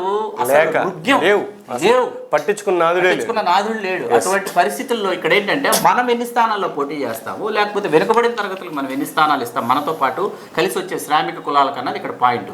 ఈ స్థానాల గురించి డిస్కషన్ జరగకుండా అది బీజేపీతో పొత్తు పెట్టుకున్నా, రేపు మీరు టీడీపీలో పొత్తులో లేరనుకుందాం కాసేపు, బీజేపీ జనసేన మాత్రమే పొత్తులో ఉన్నాయి, లేదు తెలుగుదేశం జనసేన బీజేపీ పొత్తులో ఉన్నాయి, లేదు తెలుగుదేశం జనసేన మాత్రమే పొత్తులో ఉంటే, జనసేన మిమ్మల్ని నమ్ముకున్నటువంటి మీ సొంత సామాజిక వర్గంతో పాటు ఇతర సామాజిక వర్గాలు మిమ్మల్ని కలిసి నడిచి వచ్చే సామాజిక వర్గాలతో పాటు మీరు వాళ్ళలో విశ్వసనీయతని పెంపొందించుకోవాలంటే, వాళ్ళు మీకు ఓట్ల రూపంలో మారి ఈవేళ సభలకు వస్తున్నారు, లేకపోతే ఉత్సాహంగా కేరింతలు కొడుతున్నారు, సీఎం అంటూ అరుస్తున్నారని చెప్పి మీరు ఆనందపడిపోవడం తప్ప, వాళ్ళందరూ ఓట్ల రూపంలో మారాలి, వాళ్ళందరూ పోలింగ్ బూత్కి వచ్చి ఓట్ల రూపంలో మీకు అధికారాన్ని కట్టబెట్టాలంటే మీరు స్థానాల మీద మీకు సక్రమమైనటువంటి అవగాహన మీకు ఉండాలి. అంటే ఇప్పుడు జనసేన మాత్రమే ఈ మిగిలిన కులాలను కలుపుకెళ్లే ఉద్దేశంలో నడవాలి, మిగిలిన పార్టీ నడిచినా నడవపోయినా మీరు జనసేనకి సలహా ఇస్తున్నారు? అలా కాదండి, ఇప్పుడు ఒక పార్టీ అంటే ఏంటంటే ఆ పార్టీకి ఫేస్ ఆఫ్ ద పార్టీ అంటారు, అవును, are faces of the party అంటారు. మీకు ఫేస్ ఆఫ్ ద పార్టీ అయినప్పుడు ఏమవుతుందంటే, he is only face of the party, Pavan Kalyan is the only face of the party. ఇవాళ ఏంటంటే ఆ ఫేస్ పక్కన రెండో కృష్ణుడు, మూడో కృష్ణుడు, నాలుగో కృష్ణుడు, రకరకాల ఫేసెస్ మీకు ఫ్లెక్సెస్లోను పబ్లిసిటీస్లోను మనకు కనపడటం ఇవన్నీ జరుగుతూ ఉన్నాయి. ఇది ఎప్పుడు ఫేసెస్ ఆఫ్ ద పార్టీ కాదు. ఫేస్ ఆఫ్ ద పార్టీ ఏంటంటే, ఫేస్ ఆఫ్ ద పార్టీతో పాటు ఈ క్యాస్ట్ తో ర్యాలీ అవ్వాలనుకుంటున్నటువంటి క్యాస్ట్లు ఏవేవైతే ఉన్నాయో, ఇప్పుడు కాంగ్రెస్ పార్టీ నిమ్న కులాల వాళ్ళని జనసేన భుజాన వేసుకుని వస్తుందా? 2003లో ఒకవైపు డాక్టర్ వైఎస్ రాజశేఖర రెడ్డి గారి పాదయాత్ర మొదలుపెట్టి ఆయన ఒకవైపు పాదయాత్ర చేస్తూ ఉంటే అధిష్టానం ఏం ఆలోచించిందంటే, వన్ సైడెడ్గా పెడుతోంది, రాజశేఖర రెడ్డి గారి అభిమానులు, రాజశేఖర రెడ్డి గారి వర్గం మాత్రమే ర్యాలీ అవుతున్నారు, ఇది కాంగ్రెస్ పార్టీని అధికారులకు తీసుకొస్తుంది, తీసుకురావని మేము అనుకోవటం లేదు. కానీ ఇతర సామాజిక వర్గాల యొక్క మద్దతు కూడగట్టుకోవాలంటే ఏం చెయ్యాలంటే అని ఆలోచించి డాక్టర్ దాసనారాయణరావు గారి నాయకత్వంలో కాంగ్రెస్ పార్టీలో ఉన్నటువంటి అన్ని సామాజిక వర్గాల వారిని తీసుకుని వాళ్ళు బస్సు యాత్రని ప్రారంభించి, వాళ్ళ ఆంధ్ర రాష్ట్రం వద్ద అన్ని సామాజిక వర్గాల వాళ్ళు బస్సు యాత్ర చేసి అద్వితీయమైనటువంటి ఒక వాతావరణాన్ని మీకు ఆ రోజు 294 నియోజకవర్గాల్లో తీసుకొస్తే మీరు గణనీయమైనటువంటి, మీరు కాంగ్రెస్ పార్టీ అంతకృతంగా నా తర్వాత కానీ అన్ని స్థానాలు మీకు గెలిచినటువంటి చరిత్ర 2004లో వాళ్ళు సాధించినటువంటి, అంటే అన్ని సామాజిక వర్గాల నుంచి రెడ్లు, మన సామాజిక వర్గం, మాలలు, ఎస్సీ మాలలు, మైనార్టీలు, ఈ 4 ఒక కుర్చీలాగా తయారయ్యాయి ఆ రోజు కాంగ్రెస్ పార్టీ అధికారంలోకి రావడానికి. మిగతా వాళ్ళు కూడా వాళ్ళ ఎక్సర్సైజెస్ వాళ్ళు చేశారు. ఇది face of the party or faces of the party or rally అయ్యేటటువంటి కమ్యూనిటీస్. ఈ ఈక్వేషన్స్ ఎట్లా ఉంటాయి? ఇప్పుడు ఇక్కడ ఏమవుతుందంటే, ఒక కాన్స్టిట్యున్సీలోకి వెళ్ళేటప్పటికి మీకు ఆల్రెడీ సిట్టింగ్ ఎమ్మెల్యేతో ర్యాలీ అవుతున్నటువంటి క్యాస్ట్స్ ఉంటాయి. అక్కడ ఉన్నటువంటి మీరు బాగా అబ్జర్వ్ చేస్తుంటే, for your kind information, Jaganmohan Reddy గారు ఎమ్మెల్యేస్కి ఆయా కమ్యూనిటీస్ ఎమ్మెల్యేస్ ఎవరైతే ఉన్నారో కాన్స్టిట్యున్సీస్లో మున్సిపల్ చైర్మన్స్ ఇస్తున్నప్పుడు ఆ క్యాస్ట్ వాళ్ళకి మున్సిపల్ చైర్మన్ ఇవ్వాల, డిప్యూటీ చైర్మన్, మళ్ళీ సెకండ్ డిప్యూటీ చైర్మన్ డిఫరెంట్ క్యాస్ట్లకి ఇచ్చారు. అట్లాగే మన నామినేటెడ్ పోస్ట్ చూస్తే all are different castes. And also వెనుకబడిన తరగతులు యునైటెడ్ బీసీ కమ్యూనిటీస్ని ఆయన ఏం చేశారంటే తేనె తుట్టని కదిపినట్టు కదిపేశారు ఆయన. ఎలా కదిపారంటే తేనె తుట్టని అంటే 10 కార్పొరేషన్లది ఒక 60 కార్పొరేషన్లు అయిపోయాయి. ఈ కార్పొరేషన్ ఆ కార్పొరేషన్ ఆ కార్పొరేషన్ అనేటప్పటికి ఏమైందంటే అసలు బీసీ కార్పొరేషన్లోకి మాత్రమే వెళ్ళినటువంటి బీసీ కులాలు ఏవైతే ఉన్నాయో నాకు తెలిసి లిస్టెడ్ ప్రకారం 96 బీసీ కులాలు ప్రధానంగా కనిపిస్తాయి తెలుగు నేల మీద. వీటిలో 5, 6, 7, 8 మాత్రమే అధికారాన్ని చూశాయండి. శాసనసభలోకి లోక్సభలోకి వచ్చినవి 5-6 కులాలే వచ్చాయి. For your kind information 96 BC కులాలు రికార్డెడ్గా మనకి కనిపిస్తే ఏబిసిడి గ్రూప్స్లో వీళ్ళల్లో 60 కార్పొరేషన్లు వచ్చేసాయి. వచ్చిన తర్వాత వీళ్ళ జీవితంలో ఏంటంటే ఈ 70 ఏళ్లలో వీళ్ళు బీసీ కార్పొరేషన్ లోపలికి వెళ్ళిన వాళ్ళు వీళ్ళ క్యాస్ట్కి ఒక కార్పొరేషన్ వచ్చింది. అంతేలే వీళ్ళ ప్రస్తుతానికి ఒక కార్పొరేషన్. అక్కడ నిధులు ఉన్నాయా, నిధులు లేవా, విధులు నిర్వర్తిస్తున్నారా, లేకపోతే అదేదన్నా రాజకీయ ఎజెండానా ఇవన్నీ కూడా పక్కన పెడితే వీళ్ళకి ఒక ఆఫీస్ సెటప్, ఒక వెహికల్, మీకు ఇట్లా ఒక ఎన్విరాన్మెంట్ క్రియేట్ అయ్యేటప్పటికి అది ఏమైపోయిందంటే ఏదో అసాధ్యాన్ని సుసాధ్యం చేసినటువంటి వాతావరణం లాగా అయిపోయింది. ఇవన్నీ మీరు పరిగణన ఇచ్చిన చిన్న పదవితోనే ఎక్కువ సంతోషం, అంటే అల్ప సంతోషం అనుకోవాలి. ఎక్కువ సంతోషాలు కాదు, వాళ్ళకి ఏంటంటే అధిక సంతోషమే. అది అప్పటిదాకా బీసీ కార్పొరేషన్ చూసిన వాళ్ళకి మీకు ఒక వ్యక్తిగత అజెండా, మీకు ఒక స్వతంత్ర అజెండా, స్వతంత్ర వ్యక్తిత్వాన్ని మీకు కలిగించామని చెప్పారు. మరి అటువంటప్పుడు రేపు జనసేన మిగతా ఈ నిమ్న కులాలన్నింటినీ కూడా నేను కలుపుకుని వెళ్తున్నాను అని కలుపుకుని వస్తేనే మనకు అధికారం చేతబోతుంది అనేసి ఒక స్టేట్మెంట్ ఇచ్చినట్టుగా అంటున్నప్పుడు మరి ఈ కులాలన్నిటి వాళ్ళు ఇప్పటి వరకు అధికారం అనుభవించి ఒకసారి అధికారం అనుభవించాం కాబట్టి ఎందుకు మనం రేపు ఒకవేళ వేరే పార్టీ అధికారంలోకి వస్తే మనకి ఇది పోతుందేమో అని భయంతో మరి ఓటింగ్ మీరు ఏ రకంగా డెసిషన్ తీసుకుంటారు? మీరు వీటన్నింటికి ఈ ప్రశ్నలన్నింటికి కూడా ఒకటే సమాధానం. అసలు పార్టీ మేనిఫెస్టో ఏంటి? ఓకే, మీరు గత ప్రభుత్వంలో వైఫల్యాలు ఏంటి, ఈ ప్రభుత్వంలో వైఫల్యాలు ఏంటి, ఈ వైఫల్యాలను అధిగమించడానికి మేము అధికారంలోకి మీరు మమ్మల్ని తీసుకొస్తే మేము చేసి చూపించేటటువంటి అద్భుతాలు ఏంటి, మేము నెరవేర్చేటటువంటి మీ కోరికలు ఏంటి, మీ ఆశలు ఏంటి, మా ఆశయాలు ఏంటి, మేము వీటిని ఎట్లా నెరవేరుస్తామన్నది మేనిఫెస్టోలో మీరు కేవలం అధికారం ఇవ్వండి చేసి చూపిస్తాం అంటున్నారు తప్పించి వేరే ఏం లేదు. అసాధ్యం. నెక్స్ట్ అండి, ఇప్పుడు పవన్ కళ్యాణ్ గారు ఒక్కరే జనసేనలో స్టార్ క్యాంపెయినర్, అందులో వేరే అనుమానమే లేదు. మరి అటువంటి ఓన్లీ 1 స్టార్ క్యాంపైనర్ వల్ల ఎంతవరకు సార్ ఇక్కడ ఇదేంటంటే ఇది మీరు ప్రశ్న వేసినంత సులభం కాదు సమాధానం చెప్పడం. ఇక్కడ నా వ్యక్తిగత అభిప్రాయం చెప్పమంటే చెప్తాను. వ్యక్తిగత అభిప్రాయమే నిజమే చెప్పండి. ఇష్టం లేకపోతే ఏంటంటే వాళ్ళ కుటుంబం మొత్తం ఒక మాట మీదకి గొంతు మీదకి రావాలి సార్. అది చిరంజీవి గారు కావచ్చు, నాగబాబు గారు కావచ్చు, కళ్యాణ్ బాబు గారు కావచ్చు. వాళ్ళతో పాటు ఫ్యామిలీ హీరోస్ ఎంతమంది ఫ్యామిలీ హీరోస్ ఉన్నారో అందరూ కూడా కొన్ని ప్రాంతాలకు వాళ్ళు ప్రచారానికి రావాలి. వాళ్ళందరూ కూడా స్టార్ క్యాంపైనర్స్గా వాళ్ళు రావాలి. ఎందుకు రావాలి అని మీరు ప్రశ్నించవచ్చు. ఏంటంటే వాళ్ళ పాటికి వాళ్ళు సినిమాలు చేసుకుంటున్నారు, వాళ్ళు హాయిగా సుఖంగా ఉన్నారని చెప్పేసి. మరి వాళ్ళు ఇన్ని కోట్ల రూపాయలు మొన్న ఉప్పెన సినిమా వైష్ణవ్ చిన్న కుర్రాడు చిరంజీవి గారి మేనల్లుడు 85 కోట్ల రూపాయల షేర్ ఆ సినిమాకి ఇవ్వడం జరిగిందంటే ఆ షేర్ ఎవరిచ్చారు, ఎందుకు ఇచ్చారు, ఎలా ఇచ్చారు అంటే చిరంజీవి గారి కుటుంబం పట్ల ఆంధ్రప్రదేశ్లో కానీ తెలంగాణలో కానీ తెలుగు రాష్ట్రాల్లో ఉన్నటువంటి అభిమానులు కానీ అన్ని సామాజిక వర్గాల వాళ్ళండి. కేవలం సొంత సామాజిక వర్గం కాదు. తప్పు, సినిమా అందరూ చూస్తేనే సినిమా, అన్ని దానికి ఎవరు కాదంటలేదు. అన్ని సామాజిక వర్గం మేజర్ పార్ట్ అనేది మీకు ఒక ఫినాన్షియల్ గా కమర్షియల్ గా మీకు గంపగొత్తగా మీకు ఒక షేర్ అందుతున్నప్పుడు ఏంటంటే మీ కుటుంబానికి సంబంధించినటువంటి పవన్ కళ్యాణ్ గారు రాజకీయ పార్టీ పెట్టి ఆయన ముందుకు వచ్చినప్పుడు మీరు కొన్ని ప్రాంతాలలో మీరు ప్రచారం చేసి ప్రభావితం చేయాలి. మీరందరూ ఏకతాటి మీదకి మీరు రావాల్సిందే, మీరు వేదికలెక్కి మీరు ఉపన్యసించాల్సిందే, ప్రచారం చేయాల్సిందే. మేము సినిమాలు మాత్రమే చేసుకుంటాం, మేము ప్రచారానికి రాము, ట్వీట్ చేస్తాము, లేకపోతే సోషల్ మీడియాలో పోస్ట్ పెడతామంటే కుదరదు అనమాట. ముఖ్యంగా ఏంటంటే చిరంజీవి గారి వాయిస్ ఏంటి, చిరంజీవి గారి విజన్ ఏంటి, చిరంజీవి గారి యొక్క పవన్ కళ్యాణ్ గారి యొక్క రాజకీయ పయనం పట్ల చిరంజీవి గారి యొక్క ఆయన అభిప్రాయం ఏంటి, స్పష్టమైన అభిప్రాయం ఏంటి అన్నది ఇక్కడ పూర్తిగా తెలియాలి. ఇక్కడ కూడా చిన్న క్వేరీ ఉందండి. ఇక్కడ కూడా చిన్న క్వేరీ ఏంటంటే అంటే వీరి కుటుంబంలో మాత్రమే స్టార్ క్యాంపైనర్స్ వచ్చి చేస్తారు, సరే కష్టపడతారు కాదంటలా. మరి కనీసం ఎమ్మెల్యే క్యాండిడేట్లుగా టికెట్ తీసుకోబోయే వాళ్ళు, వాళ్ళకంటూ పర్సనల్ ఇమేజ్ ఉన్న వాళ్ళు ఎవరు కనబడలేదు. ఫైండ్ అవుట్ చేయాలి మీరు. ఇంకెప్పుడు చేస్తారండి అది వాళ్ళ పార్టీలో ఉన్న కోర్ కమిటీ చేయాల్సినటువంటి, లేకపోతే పిఎస్సి చేయాల్సినటువంటి ఆ ప్రయత్నం జరుగుతున్నట్లుగా ఎక్కడా కనిపించట్లేదు నాకైతే. మరి మీకు ఎలా అనిపిస్తుందో సరే. ఇంకో విషయానికి వస్తే అంటే చాలా అంటే నవ్వు పుట్టించవచ్చు, కానీ నిజమేనేమో అది కూడా ఒక భయం ఉంది జనాల్లో. ఇండివిజువల్గానే మంచి విజయం సాధించింది అనుకుందామండి. ఎట్లయితే రామారావు గారు విజయం సాధించారు, ఆ తర్వాత కొన్నాళ్ళకి జరిగిన పరిణామం ఏంటో అందరికీ తెలిసిందే. ఆయన పదవీచ్యుతి రావటం, గవర్నర్ గారి దగ్గరికి బలప్రదర్శనకి వెళ్ళటం, ఇవన్నీ జరిగిపోయినాయి. కొంతకాలం వేరే ముఖ్యమంత్రి ఉండటం. అదే పరిస్థితి జనసేనలో జరగవచ్చు అనే ఇది కూడా క్రొకడైల్ ఫెస్టివల్ చూద్దాం అది ఏం జరుగుతుందని. పొత్తు పెట్టుకొని దాని అదే మీ అభిప్రాయం చెబుతానండి. పెట్టుకొని ముందుకు వెళ్తే ఏం జరుగుతుందో చూద్దాం. గంపకొత్తగా మళ్ళీ అధికారం ఎవరికప్పు చెప్తారో కూడా తెలిసిపోతుంది మనకి.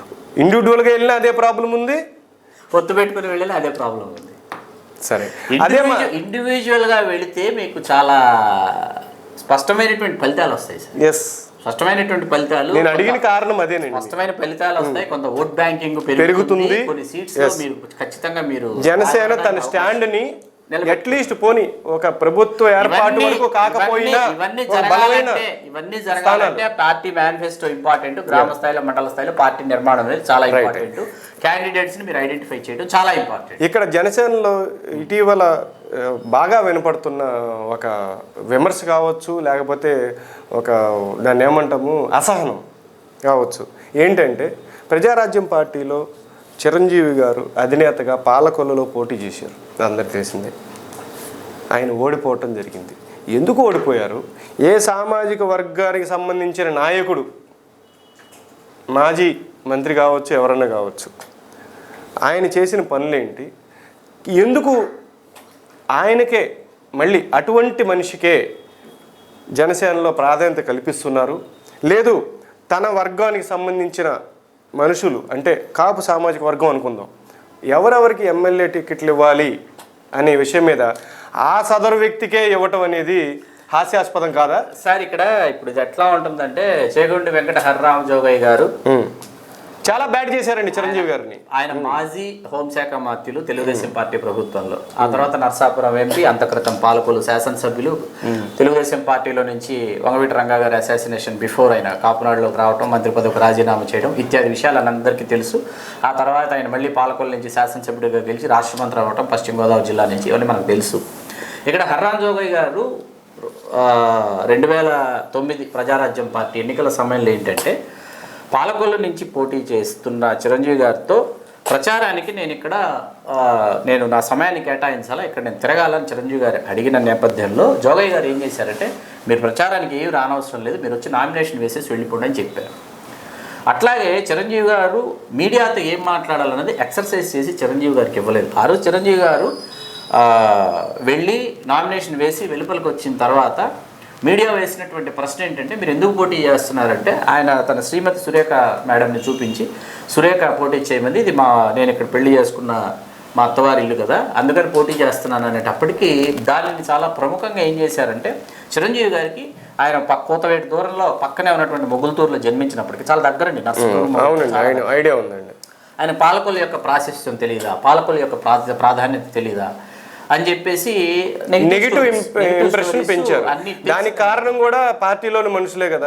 అది కాదండి, అది వేరే విషయం. నెగిటివ్ స్టోరీస్ రన్ చేశారు. ఇక్కడ జోగయ్య గారి సంగతి మీరు తీసుకొచ్చారు. జోగయ్య గారు ఏం చేశారంటే, జోగయ్య గారు నన్ను చాలా ఇష్టపడేవారు, నన్ను అధికార ప్రతినిధిగా నియమించాలని ఉవ్విళ్ళూరినటువంటి వ్యక్తి, చాలా బలంగా నా కోసం గొంతు వినిపించిన వ్యక్తి జోగయ్య గారు. ఆ తర్వాత ఆయన పిలిచి, నీకు నేను అధికార ప్రతినిధిగా అవకాశం ఇవ్వలేకపోయాను, ఉదయం నుంచి సాయంత్రం వరకు నీ కోసం నేను నా వాయిస్ వినిపించాను, నా శక్తి సరిపోలేదన్నారు. అధికార ప్రతినిధులుగా అప్పుడు ఎవరిని నియమించారంటే జంగా గౌతమ్ గారిని, మన వాసిరెడ్డి పద్మ గారిని, తర్వాత మన శోభారాణి గారు.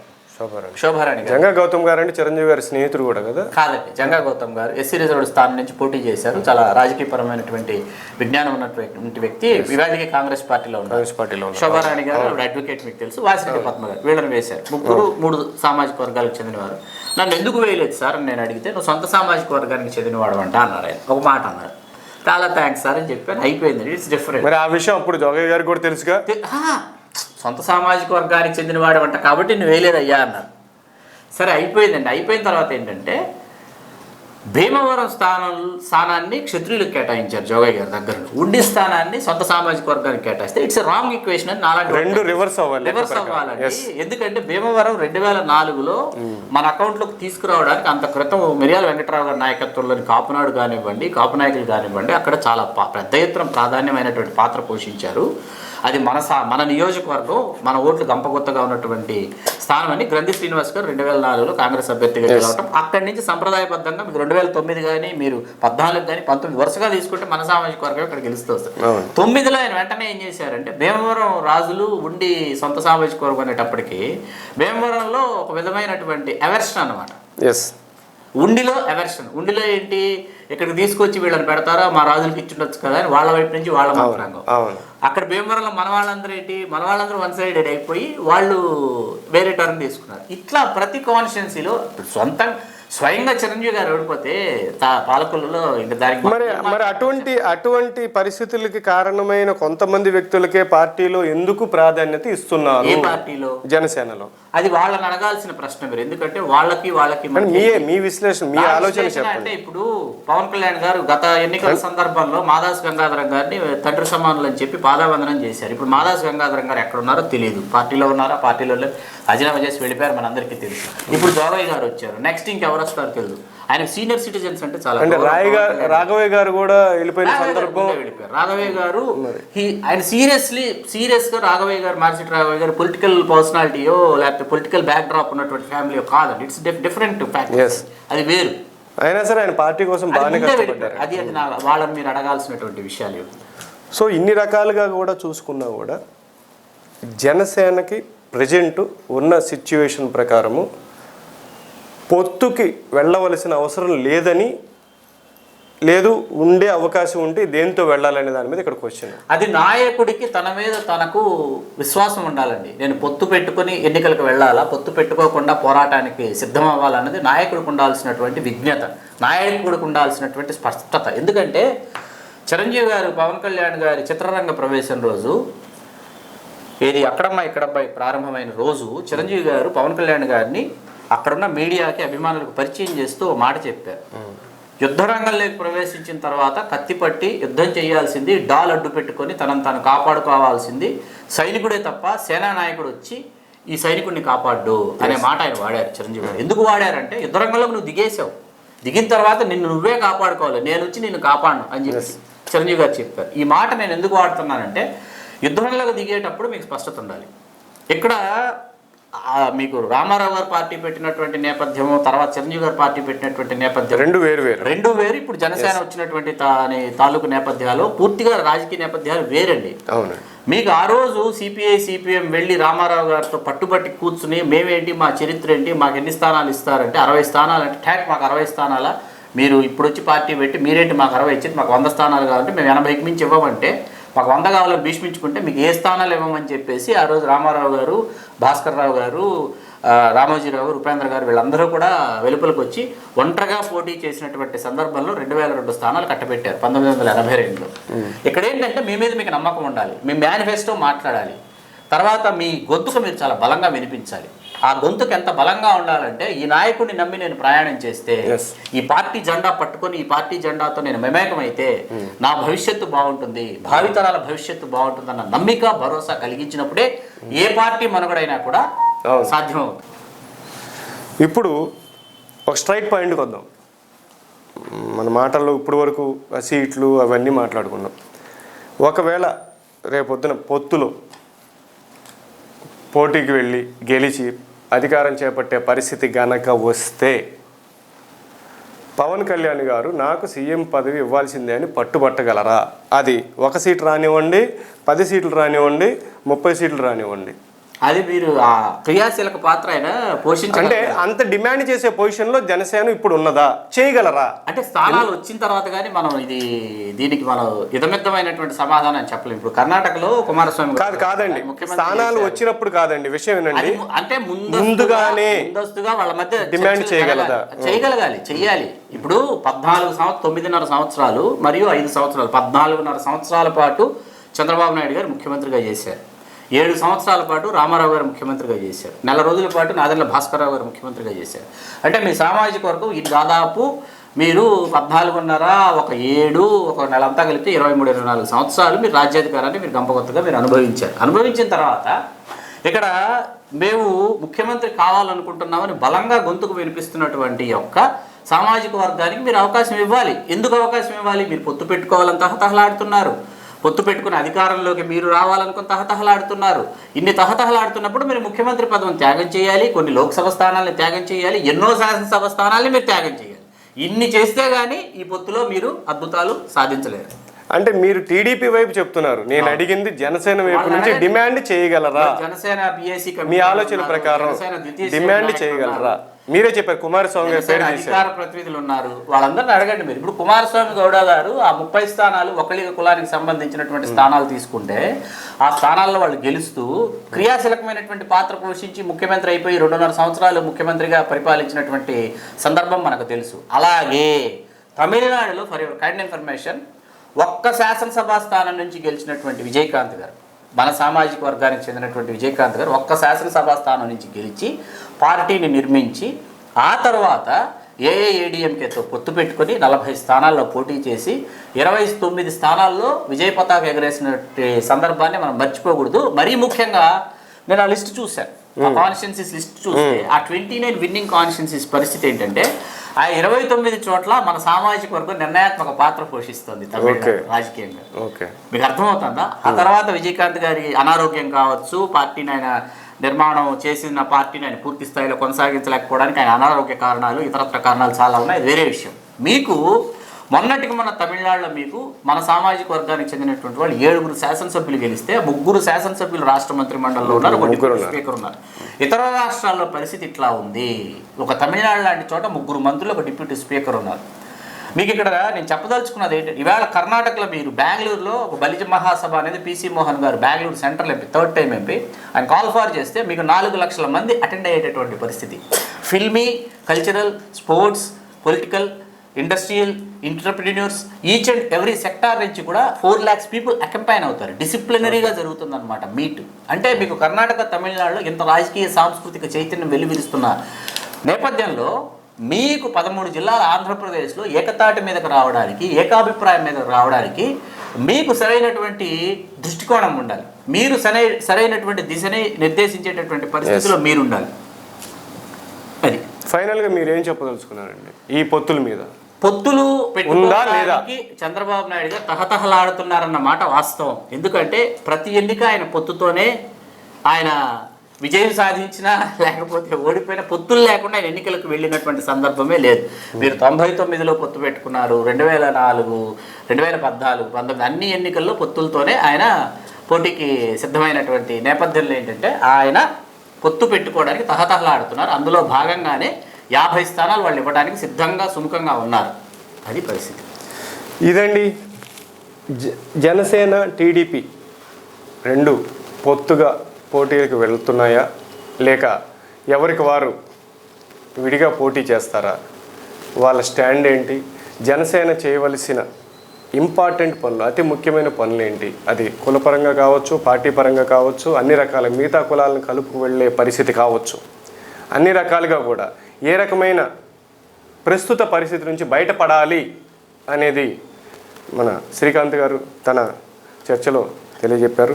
చూద్దాం రానున్న రోజుల్లో ఏ చర్య ఎటుకు దారి తీస్తుంది, ఏ పొత్తు ఏ రకంగా కుదరబోతుంది, వేచి చూద్దాం. మీ Akula Tirumalarao, Kapunadu TV. Thank you. Please subscribe our channel.